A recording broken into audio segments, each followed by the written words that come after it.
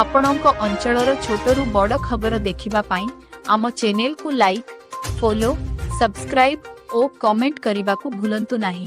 सबु समय रे आपणक सहित शक्ति टीवी आपणक विश्वास आमर शक्ति। रास्ता अभाव स्ट्रेचर 2 किमी बुहा हेले गर्भवती महिला ऑटो जोगे मेडिकल को गले गर्भवती।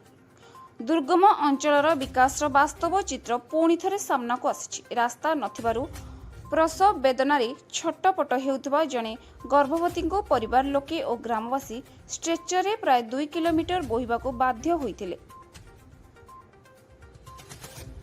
कादुआ रास्ता जोगु जननी एक्सप्रेस आंबुलांस ग्राम रे पहुंची पारि नथिला। एभली घटना कलाहांडी जिला थुआमूल रामपुर ब्लॉक रो गुट्टीगुड़ा गाँव सामना को आसी।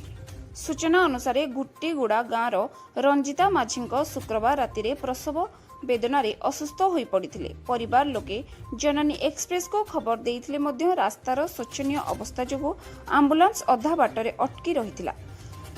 घटनास्थल में दीर्घ घंटा अपेक्षा करी आंबुलांस कौनसी उपाय न पाई थुआमूल रामपुर मेडिकल को फेरी आसीथिला। शेषरे परिवार लोके आज सकाळे एक ऑटो भड़ा करथिले।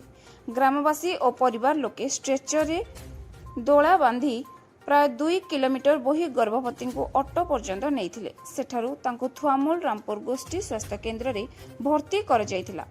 एही घटना दुर्गम अंचल रे रास्ता और जरूरी स्वास्थ्य सेवार दयनीय व्यवस्था को पुणी थे पदाकू आनी। स्थानीय ग्रामवासी रास्तार समस्या उपरे बारंबार अभियोग करी आसुथिले मध्य कौनसी सुफल मिलुनथिबा अभियोग होईछि। तेबे देखिबाको बाकी रहिला गुट्टीगुड़ा गाँ प्रति प्रशासन शुभ दृष्टि केबे पड़िबो। कलाहांडी जिल्लारू अंगद नायक रिपोर्ट शक्ति टीवी।